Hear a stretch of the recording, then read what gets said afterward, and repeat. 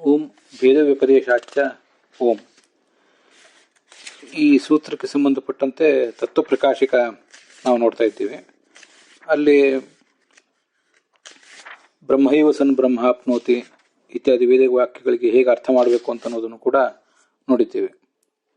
ಮತ್ತು ವಿಸ್ಮೃತ ಕಂಠಮಣಿರಪಿ ಅನ್ನುವ ವಾಕ್ಯವನ್ನು ಕೂಡ ನಾವು ನೋಡಿದ್ದೇವೆ. ಅದರ ಮುಂದೆ ಪರಮಂ ಸಾಮ್ಯಮುಪೈತಿ ಇತ್ಯಾದು ಅಪ್ರಾಪ್ತ ಭೋಗಾದೇರಪಿ ಪ್ರಾಪ್ತ್ಯುಕ್ತೇ ಅಂತ ಇನ್ನೊಂದು ಮಾತು ಕೇಳಿ ಬರ್ತದೆ. ಅದರ ಹಿನ್ನೆಲೆಯನ್ನು ಕೂಡ ನಾವೀಗ ಸ್ವಲ್ಪ ಗಮನಿಸಬೇಕು.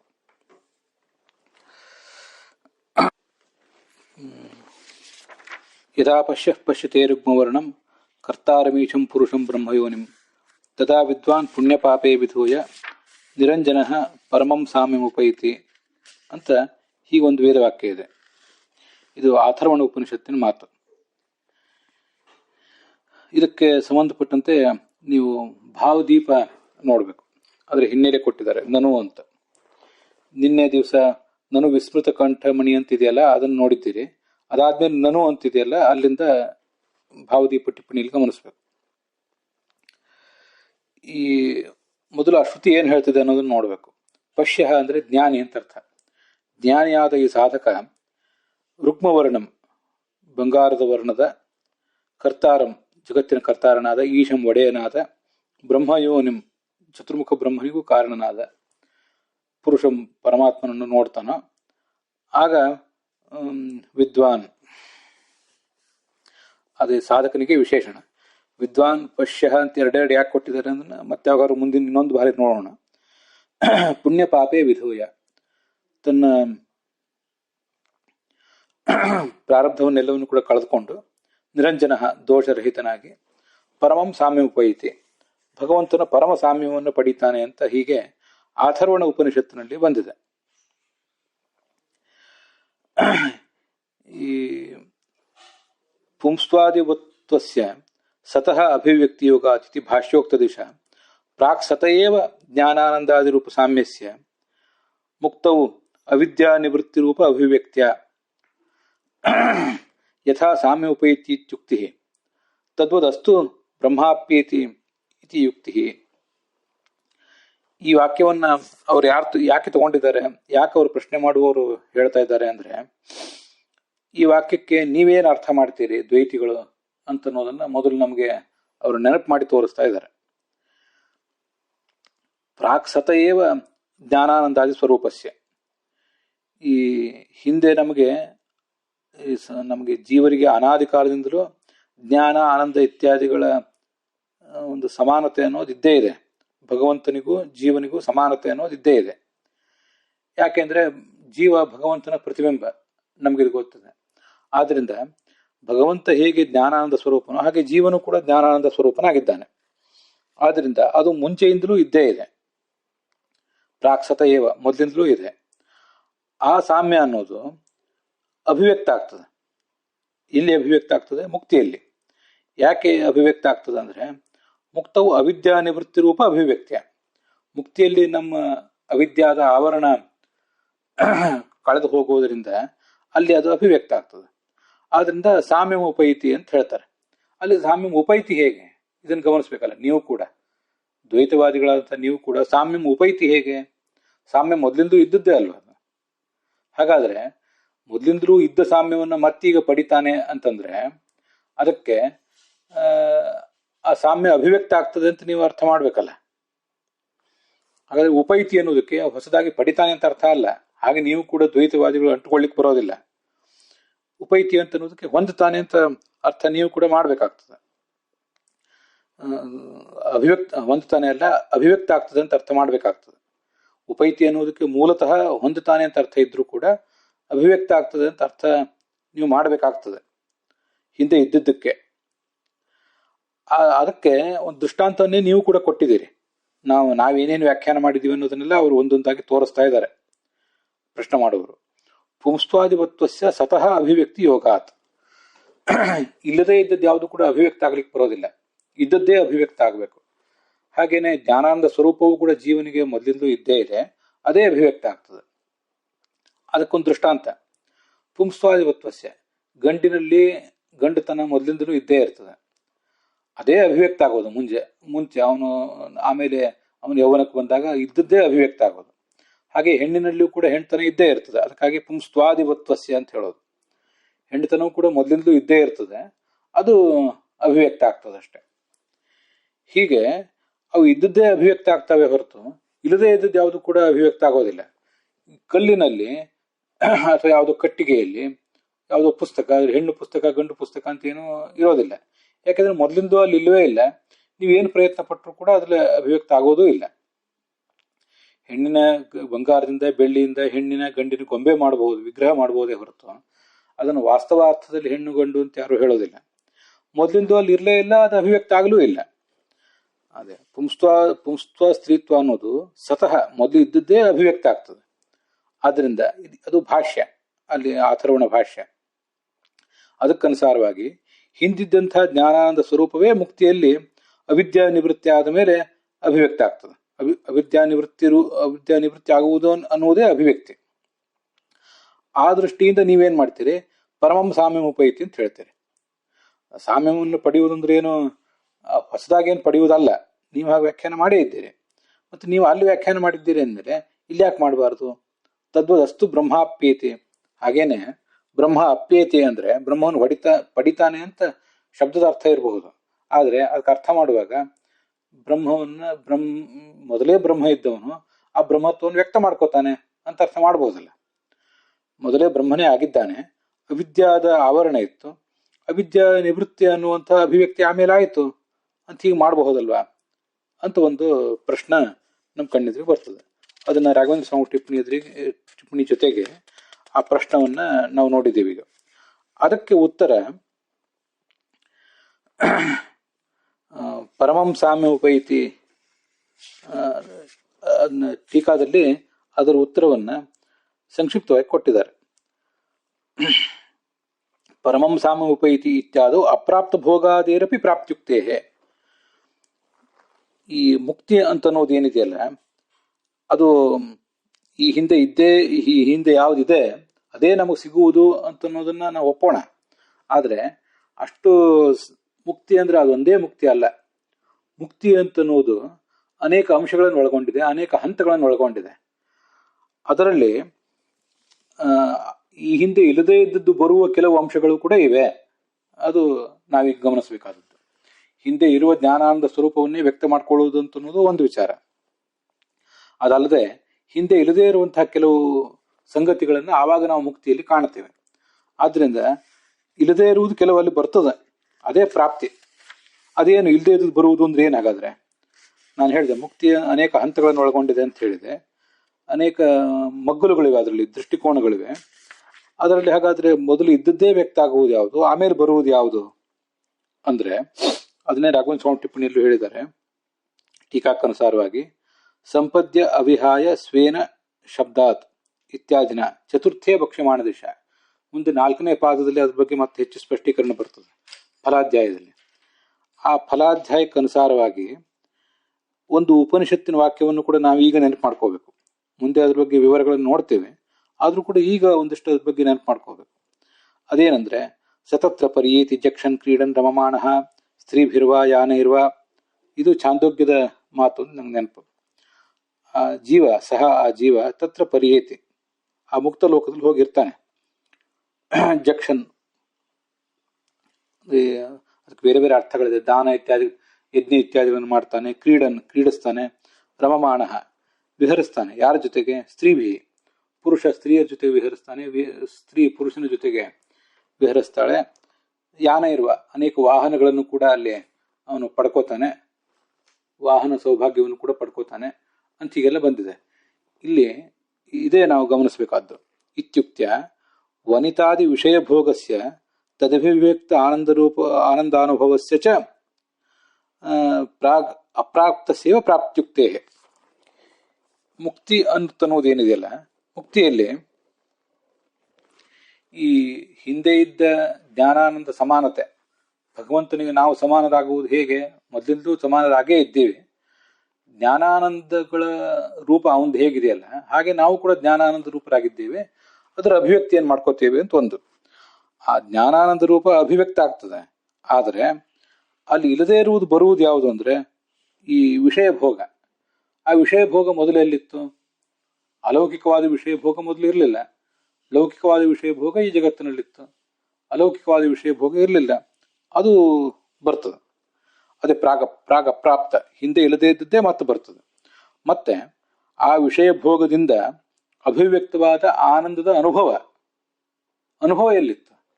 ನಾವು ಆನಂದ ಸ್ವರೂಪರಾಗಿದ್ದೇವೆ ಅಂತ ವಿಷಯ ಸರಿ, ಆದ್ರೆ ಆನಂದದ ಅನುಭವ ಎಲ್ಲಿದೆ ಮೊದಲು? ಅದಿಲ್ಲ. ಯಾವತ್ತೂ ಇದ್ದದ್ದು ಅನುಭೂತ ಆಗ್ಬೇಕಾದ್ರೆ ಅದಕ್ಕೆ ಕೆಲವು ಉಪಕರಣಗಳು ಬೇಕಾಗ್ತವೆ, ಕೆಲವು ಕಾಲ ದೇಶಗಳ ಅನುಕೂಲತೆ ಬೇಕಾಗ್ತದೆ. ಹಾಗಿಲ್ಲದೆ ಹೋದ್ರೆ ಅದು ಇದ್ದ ಆನಂದ ಅನುಭವಕ್ಕೆ ಬರೋದಿಲ್ಲ. ಹೀಗೆ ಜ್ಞಾನಾನಂದಗಳ ಸಮಾನತೆ ಅಂದ್ರೆ ಭಗವಂತನ ಬಿಂಬನಾದ ಭಗವಂತನ ಪ್ರತಿಬಿಂಬತೆ ಅನ್ನುವುದು ಮೊದಲೇ ಇದೆ, ಅದು ವ್ಯಕ್ತ ಆಗ್ತದೆ, ಅದು ವಿಷಯ ಸರಿ. ಅದಲ್ಲದೆ ಇನ್ನೊಂದು ಕೆಲವು ಅಂಶಗಳು ಯಾವಿವೆ ಅಂದ್ರೆ ಈ ಭೋಗ, ನಾನಾ ಥರದ ವಿಷಯ ಪದಾರ್ಥಗಳ ಭೋಗ, ಅಲೌಕಿಕ ವಿಷಯ ಪದಾರ್ಥಗಳ ಭೋಗ.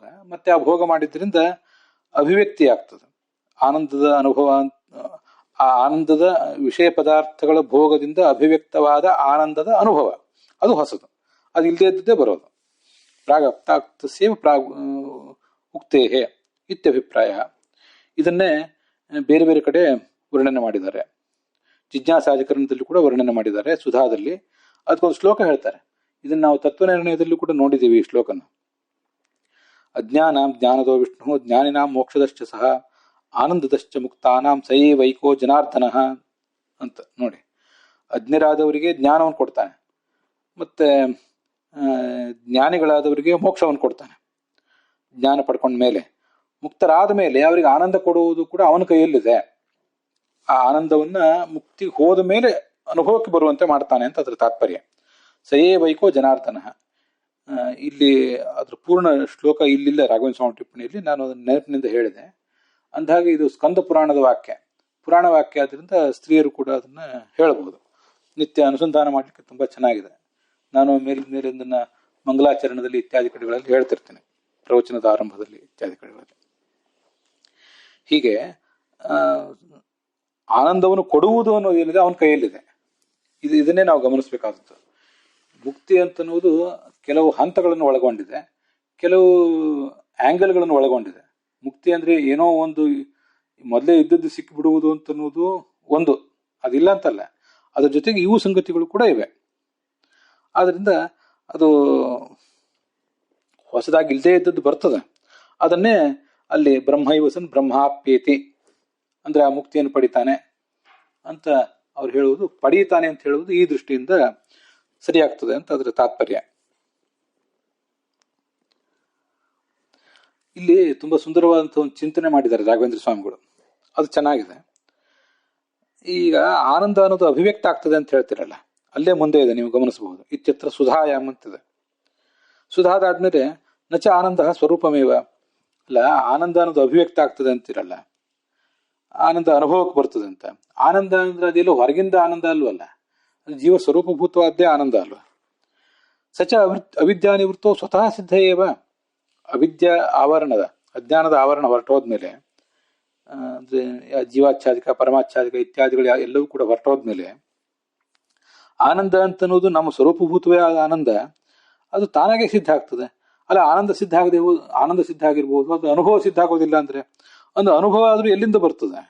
ಅನುಭವೋಪ್ಯೇವಮೇವ ವಿಷಯತ್ವಂ ಅನುಭವ ಸ್ವರೂಪಂ ಏವಮೇವ ನತು ಆಗಂತುಕಃ ಧರ್ಮ. ಅನುಭವ ಅಂತ ಆನಂದದ ಅನುಭವ ಏನು ಬೇರೆ ಅಲ್ವಲ್ಲ. ಅನುಭವ ಅಂದ್ರೆ ಏನು? ಜ್ಞಾನ. ಜೀವ ಜ್ಞಾನ ಸ್ವರೂಪ ಅಲ್ವಾ, ಅದರಿಂದ ಅದು ಮೊದಲೇ ಇದ್ದೇ ಇದೆ ಅವನಿಗೆ. ಅಲ್ಲ, ಆನಂದವೂ ಇರಬಹುದು, ಅನುಭವವೂ ಇರಬಹುದು. ಆ ಅನುಭವಕ್ಕೆ ಆನಂದ ವಿಷಯ ಆಗ್ತದೆ, ಆ ವಿಷಯತ್ವ ಅನ್ನೋದು ಮುಂಚೆ ಇರಲಿಲ್ಲ ಅಂತ ಹೀಗೆ ಒಂದೊಂದೇ ಎಳೆ ಎಳೆಯಾಗಿ ನಾವು ಪ್ರಶ್ನೆ ಮಾಡ್ತಾ ಹೋದ್ರೆ, ಹೌದ್ರಿ, ವಿಷಯತ್ವಮಪಿ ಅನುಭವ ಸ್ವರೂಪಮೇವ ನತು ಆಗಂತುಕಃ ಧರ್ಮ. ವಿಷಯತ್ವ ಅಂತನ್ನೋದು ಅಂದ್ರೆ ಆನಂದಕ್ಕೆ, ಇದು ಅನುಭವಕ್ಕೆ ಆನಂದವು ವಿಷಯ ಆಗುವಿಕೆ. ವಿಷಯತ್ವ ಅನ್ನೋದೇನಿದೆ ಅದು ಹೊಸದಾಗಿ ಬರ್ತದೆ ಅಂದ್ರೆ ಅದೆಲ್ಲಿಂದ ಹೊಸದಾಗಿ ಬರ್ಲಿಕ್ಕೆ ಸಾಧ್ಯ? ಅದು ಅನುಭವ ಸ್ವರೂಪನೇ, ಅದು ಹೊಸ ಬೇರೆ ಧರ್ಮವ ಅದು. ಅವೆಲ್ಲ ಎಲ್ಲೋ ಘಟ, ಮನುಷ್ಯತ್ವ ಇತ್ಯಾದಿಗಳಿದ್ದಂತೆ ಈ ಲೌಕಿಕ ಜಗತ್ತಿನಲ್ಲಿದ್ದಂತೆ ಅಲ್ಲಿ ಯಾವುದೋ ಅಲ್ಲ ಅದು. ಅದೆಲ್ಲ ತತ್ತತ್ ಸ್ವರೂಪವಾದ್ಯ ಧರ್ಮ ಮತ್ತು ಆಗಂತುಕ ಧರ್ಮ, ಹೊರಗಿನಿಂದ ಬರುವ ಧರ್ಮ ಅಲ್ಲ ಅದು. ಅತಃ ಮೋಕ್ಷದಾನ ಕಥಂ ಪೃಥಕ ಆನಂದದಾನಂ. ನಾವು ಇದ್ರ ಮೇಲೆ ಪ್ರಶ್ನೆ ಮಾಡ್ತೀವಿ ನಿಮ್ಮನ್ನ. ಆನಂದದಷ್ಟೇ ಮುಕ್ತಾನ ಮತ್ತು ಸ್ಕಂದ ಪುರಾಣದ ಶ್ಲೋಕ ಏನು ನೀವು ಹೇಳ್ಬಿಟ್ರಿ, ಮುಕ್ತನಿಗೆ ಆನಂದ ಕೊಡುವುದೇನು ಬಂತು ಭಗವಂತ? ಇದ್ದ ಆನಂದವನ್ನೇ ಅವರು ಅನುಭವಿಸ್ತಾರೆ.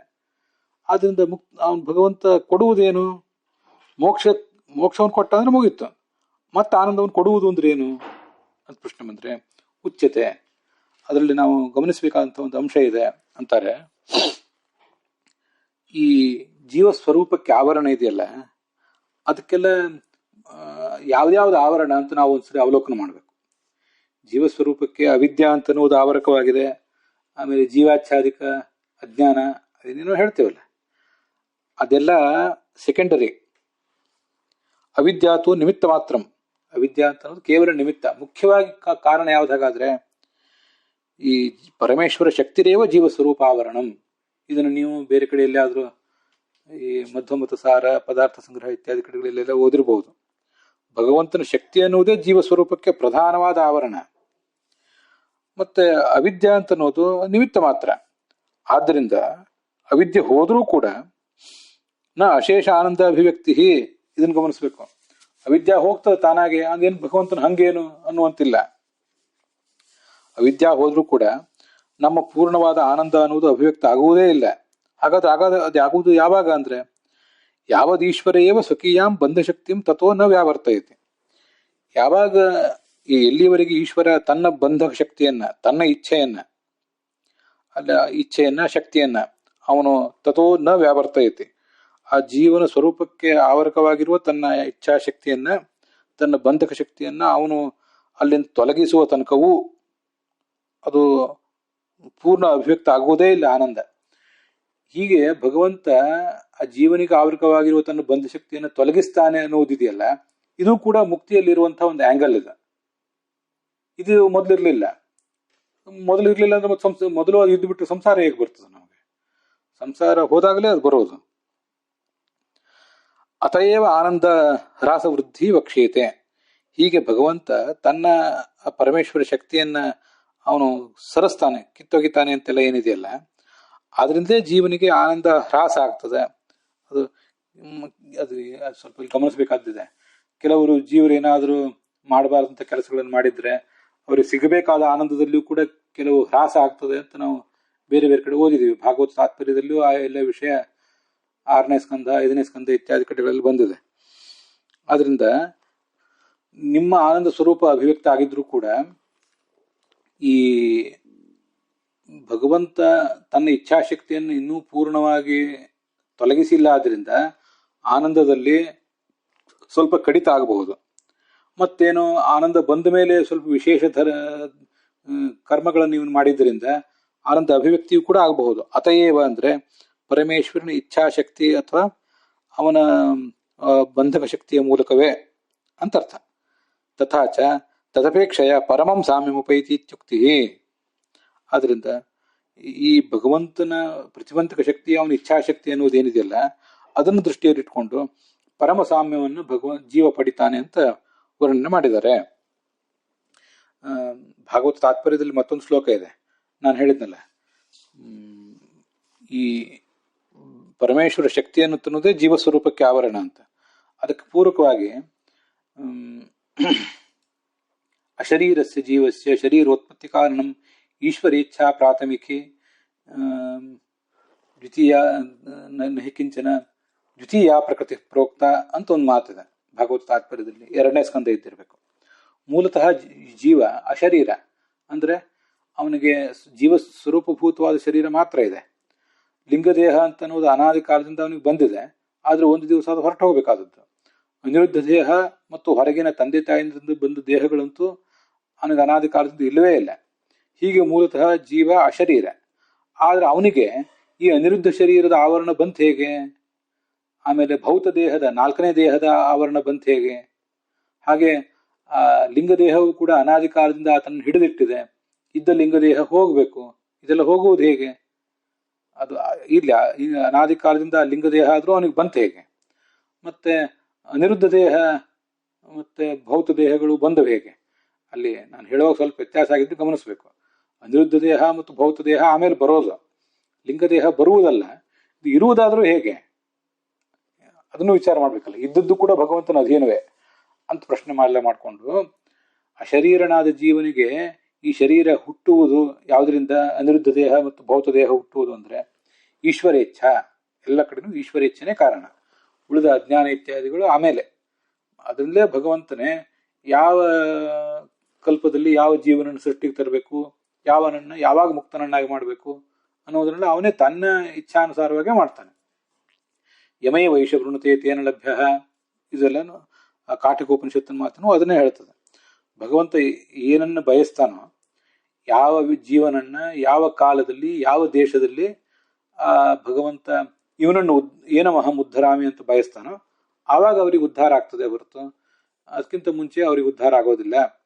ತೇನ ಲಭ್ಯ, ಆ ವ್ಯಕ್ತಿಗೆ ಭಗವಂತ ಸಿಗ್ತಾನೆ. ಯಾವಾಗ ಭಗವಂತ ತನ್ನ ಇಚ್ಛಾಶಕ್ತಿಯನ್ನು ವ್ಯಕ್ತ ಮಾಡ್ತಾನೋ ಆವಾಗಲೇ ಸಿಗ್ತಾನೆ ಅಂತ. ಹೀಗೆಲ್ಲ ಅದಕ್ಕೆ ಆ ಮಾತಿಗೆ ಅರ್ಥ ಆಗ್ತದೆ. ಅದನ್ನ ಆ ಮಾತಿನಿಂದ ನಾವು ತಿಳ್ಕೊಳ್ಬೇಕು. ಟೀಕಾದಲ್ಲಿ ಬಂದಂತಹ ಒಂದು ವಾಕ್ಯ ಏನಿದೆ ಅದಕ್ಕೆ ಆ ಹಿನ್ನೆಲೆ ಒಂದು ಪ್ರಶ್ನೆ ಇದೆ. ಆ ಪ್ರಶ್ನವನ್ನು ಮಾಡಿಕೊಂಡು ಆ ವಾಕ್ಯ ನೋಡಬೇಕು. ಮತ್ತು ಅಷ್ಟದಕ್ಕೆ ವಿವರಣವನ್ನು ಕೂಡ ಜಯತೀರ್ಥ ರಾಘವೇಂದ್ರ ಸ್ವಾಮಿ ಕೊಟ್ಟಿದ್ದಾರೆ. ಪರಮಂ ಸಾಮ್ಯಮುಪೈತಿ ಇತ್ಯಾದವು ಈ ಶ್ರುತಿಯಲ್ಲಿ, ಮತ್ತು ಇಂಥ ಅನೇಕ ಶ್ರುತಿಗಳು ನಿಮ್ಮ ಗಮನಕ್ಕೆ ಏನಾದರೂ ಅದ್ವೈತಿಗಳಿಗೆ ಬಂದರೆ ತಿಳ್ಕೋಬೇಕು ನೀವು, ಮುಕ್ತಿ ಅನ್ನೋದು ಕೇವಲ ಸಿಂಗಲ್ ಫೋಲ್ಡೆಡ್ ಅಲ್ಲ. ಮುಕ್ತಿಯಲ್ಲಿ ಅನೇಕ ಫೋಲ್ಡ್ಗಳಿವೆ, ಅನೇಕ ವಿಭಾಗಗಳಿವೆ. ನಮ್ಮ ಆನಂದದ ಅಭಿವ್ಯಕ್ತ ಆಗುವುದು ಅಂತ ಒಂದು, ಮುಂದೆ ಭಗವಂತನ ಇಚ್ಛೆ ಇದ್ದಾಗಲೇ ಆ ಆನಂದ ಅನ್ನೋದು ಅಭಿವ್ಯಕ್ತ ಆಗ್ತದೆ. ನಮ್ಮ ಆನಂದ ಅನ್ನೋದು ನಮ್ಮ ಅನುಭವಕ್ಕೆ ಬರ್ತದೆ. ಹೀಗೆ ಇಲ್ಲದೇ ಇದ್ದದ್ದು ಬರುವುದು ಕೂಡ ಮುಕ್ತಿಯಲ್ಲಿ ಸೇರಿದೆ. ಮುಕ್ತಿ ಅನ್ನೋದು 100% ಇದ್ದದ್ದೇ ನಮಗೆ ಅಭಿವ್ಯಕ್ತ ಆಗುವುದಲ್ಲ, ಇಲ್ಲದೇ ಇದ್ದದ್ದು ಬರುವುದು ಕೂಡ ಅದರಲ್ಲಿದೆ ಅಂತ ಅದರ ಅರ್ಥ. ಅದಕ್ಕಾಗಿಯೇ ಭಗವಂತನನ್ನ ಆನಂದದಶ್ಚ ಮುಕ್ತಾನಾಂ ಅಂತ ಮೇಲಿನ ಮೇಲೆ ನಾವು ಉಪಾಸನೆ ಮಾಡಬೇಕು, ಆ ಸ್ಕಂದ ಪುರಾಣ ಶ್ಲೋಕಕ್ಕನುಸಾರವಾಗಿ. ವಿಷಯತ್ವಮಪಿ ಅನುಭವ ಸ್ವರೂಪಮೇವ ನತು ಆಗಂತುಕ ಧರ್ಮ ಅಂತಿದೆಯಲ್ಲ, ಅದಕ್ಕೆ ಇನ್ನಷ್ಟು ವಿವರಣೆ ನೀವು ಬೇಕನ್ನಿಸಿದ್ರೆ ಹೀಗೆ ಹೇಳ್ತೇನೆ, ಅದನ್ನ ಎಲ್ಲರೂ ಕೂಡ ಗಮನಿಸಬೇಕು. ಲೌಕಿಕ ಜಗತ್ತಿನಲ್ಲಿ ಜ್ಞಾತ ಆತ್ಮ ಅವನು ಭಿನ್ನ, ಅವನಿಗೆ ಉಪಕರಣವಾದಂತಹ ಮನಸ್ಸು ಅದು ಭಿನ್ನ, ಆ ಮನಸ್ಸಿನಿಂದ ಹುಟ್ಟುವಂತಹ ಮನೋವೃತ್ತಿ ರೂಪವಾದ ಜ್ಞಾನ ಭಿನ್ನ, ಹೊರಗಿರುವಂತಹ ಘಟವೂ ಭಿನ್ನ. ಇದು ಲೌಕಿಕ ಜಗತ್ತು. ಆದರೆ ಅಲೌಕಿಕ ಜಗತ್ತು, ಅಪ್ರಾಕೃತ ಜಗತ್ತಿನಲ್ಲಿ ಆತ್ಮಯೇ ಆನಂದ ಸ್ವರೂಪ, ಅವನೇ ಅನುಭವ ಸ್ವರೂಪ, ಅವನೇ ಅವನೇ ಆ ವಿಷಯತ್ವ ಸ್ವರೂಪನೂ ಹೌದು. ಅಲ್ಲೇನು ವ್ಯತ್ಯಾಸ ಇಲ್ಲ. ಅದಕ್ಕೆ ವಿಷಯತ್ವಮಪಿ ಅನುಭವ ಸ್ವರೂಪಮೇವ. ವಿಷಯತ್ವ ಅನ್ನೋದನ್ನು ಹೊರಗಿಂದ ತರುವುದೆಲ್ಲಿ, ನತು ಆಗಂತುಕ ಧರ್ಮ, ಹೊರಗಿಂದ ಅದು ಬರುವಂಥದ್ದಲ್ಲ. ಲೌಕಿಕ ಜಗತ್ತಿನಲ್ಲಾದ್ರೆ ವಿಷಯತ್ವ ಅಂತನ್ನೋದು ಆಮೇಲೆ ಬರ್ತದೆ. ಘಟ ಅಂತನ್ನುವುದು ಭಿನ್ನವಾದ ಪದಾರ್ಥ. ಆದ್ದರಿಂದ ಘಟದ ನಾವು ಕಣ್ಬಿಟ್ಟು ನೋಡಿದಾಗ ಮನೋವೃತ್ತಿ ರೂಪವಾದ ಘಟ ಜ್ಞಾನ ಬಂದು ಆ ಜ್ಞಾನಕ್ಕೆ ವಿಷಯ ಆಗ್ತದೆ ಘಟ. ಆದರೆ ಆ ಉದಾಹರಣೆಯನ್ನು ನೀವು ಇಲ್ಲಿ ತರ್ಲಿಕ್ಕೆ ಬರೋದಿಲ್ಲ ಅಂತ ಪ್ರಶ್ನೆ ಮಾಡುವ ತಾತ್ಪರ್ಯ. ಲೌಕಿಕ ಜಗತ್ತಿನಲ್ಲಿ ವಿಷಯತ್ವ ಅನ್ನೋದು ಆಗಂತುಕ ಧರ್ಮ. ಅಂದ್ರೆ ಆಗಂತುಕ ಅಂದ್ರೆ ಫಾರಿನ್ ಅಂತ ಅರ್ಥ, ಹೊರಗಿಂದ ಬರುವಂಥದ್ದು, ಒಳಗಿಂದ ಇರುವಂಥದ್ದಲ್ಲ. ಆದ್ರೆ ಅಲೌಕಿಕ ಜಗತ್ತಿನಲ್ಲಿ ಅಂತ ಹೊರಗಿನ ವಿಷಯ ಯಾವುದು ಕೂಡ ಬರ್ಲಿಕ್ಕೆ ಸಾಧ್ಯವೇ ಇಲ್ಲ. ಅದು ಜೀವನೇ ಆನಂದ, ಅವನೇ ಅನುಭವ, ಅವನೇ ವಿಷಯತ್ವ ಸ್ವರೂಪ ಅಂತ ಪ್ರಶ್ನೆ ಮಾಡುವ ತಾತ್ಪರ್ಯ. ಆದ್ರಿಂದ ಮೋಕ್ಷ ಕೊಟ್ಮೇಲೆ ಮುಗೀತು. ಮೋಕ್ಷ ಕೊಟ್ಮೇಲೆ ಮತ್ತೆ ಆನಂದ ಕೊಡುವುದು ಅಂದ್ರೆ ಏನು ಅಂತ ಅವ್ರ ಪ್ರಶ್ನೆ ಮಾಡ್ಲಿಕ್ಕೆ ಈ ತಾತ್ಪರ್ಯ ಇದೆ. ಅಲ್ಲಿಗೆ ಇವತ್ತಿನ ಈ ಭಾಗ ಸಮಾಪ್ತ ಆಗಿದೆ.